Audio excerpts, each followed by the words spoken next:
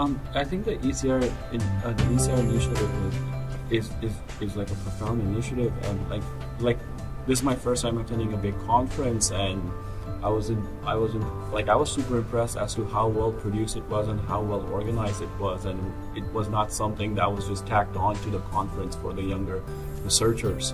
Like there were events like these abstract talks and stuff going on throughout the conference. There were the meet and greet, the career development seminars, and so forth, and even these initiatives to network with more mature scientists or more developed scientists. So I think it's really, really well done, and I would like to continue on, and hopefully in the future I can contribute to this initiative.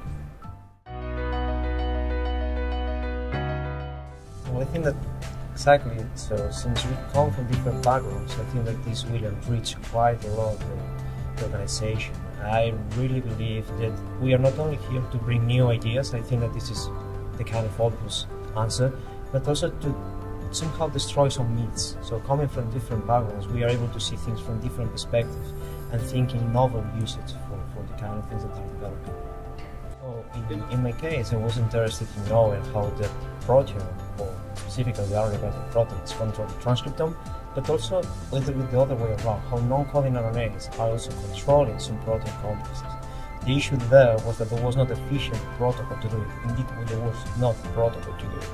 So what we decided is to develop a new methodology able to address this question.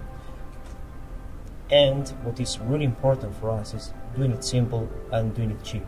And what we have obtained is a method that is 100 times more efficient and costs around £1 per sample to really recover RPTs. We have been characterizing it using quantitative proteomics like SALAC and GMT to bring the community a protocol that is just 45 minutes, £1, and you have a sample.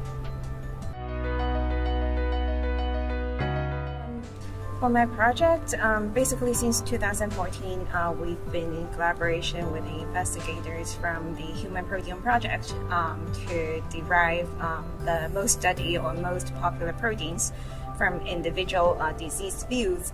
And so the motivation behind that was basically that we want to know the current trend and focus of biomedical research so that we can focus our effort into developing quantitative targeted proteomics assays for these important proteins.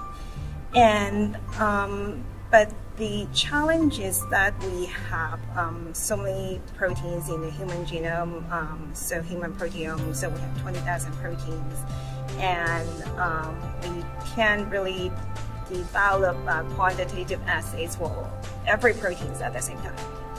And so we decided to figure out what are the most important proteins, but we couldn't find a way for us to objectively measure what are the most important or studied proteins.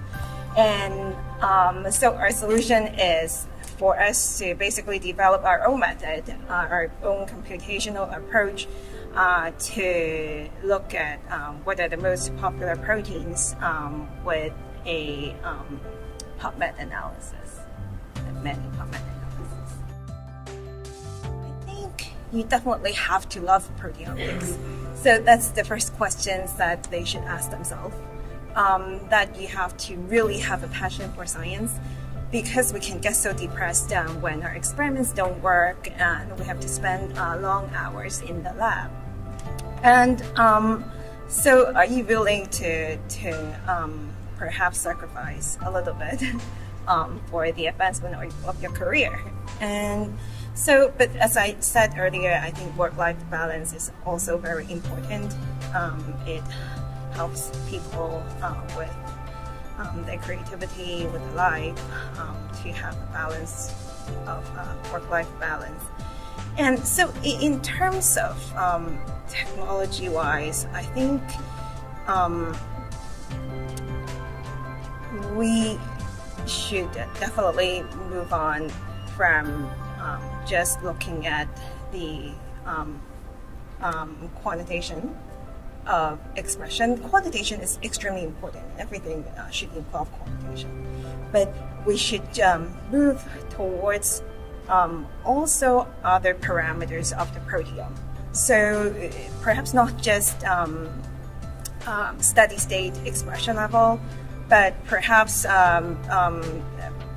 in terms of protein-protein interaction, protein turnover, and protein post-translational modification.